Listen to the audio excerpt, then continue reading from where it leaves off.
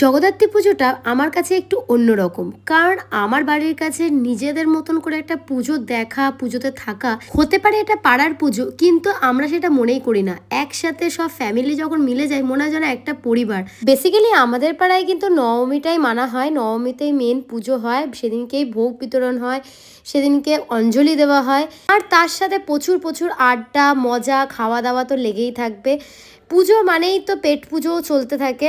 আর আমাদের এখানে কিন্তু খুব সুন্দরভাবে ভোগের আয়োজন করা হয়েছে, দেখতেই পাচ্ছ। এটা হচ্ছে আমার দিদির শাশুড়ি মা, তো উনি ভোগটা নিয়ে আসেন, ঠাকুরকে ভোগ নিবেদন করবে, তারপরে হবে অঞ্জলি দেওয়া।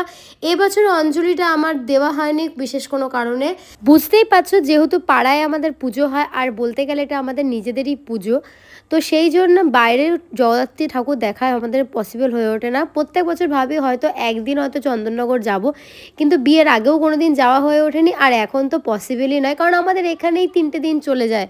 এই পুজোর দিনটা কিন্তু আমাদের বউদের কিন্তু একটা সাজার কিন্তু কম্পিটিশান চলে।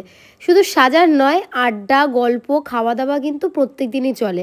তাই সকালে একরকম ড্রেস আর রাতে একরকম ড্রেস কিন্তু আমরা সবাই ডিসকাস করে পড়ি। তো একটা মজা আছে কিন্তু এটার মধ্যে, দেখতেই পাচ্ছ সবাই সুন্দর করে সেজেগুজে চলে এসেছে, আর তার সাথে চলে এসছে এই বাদর দুটো।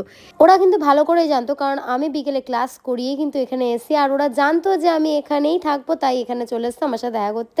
আমার দুটো লুক কেমন লাগছে তোমরা কিন্তু অবশ্যই কমেন্ট করে জানিও, সকালেরটা বেশি ভালো লাগছে না বিকেলেরটা বেশি ভালো লাগছে।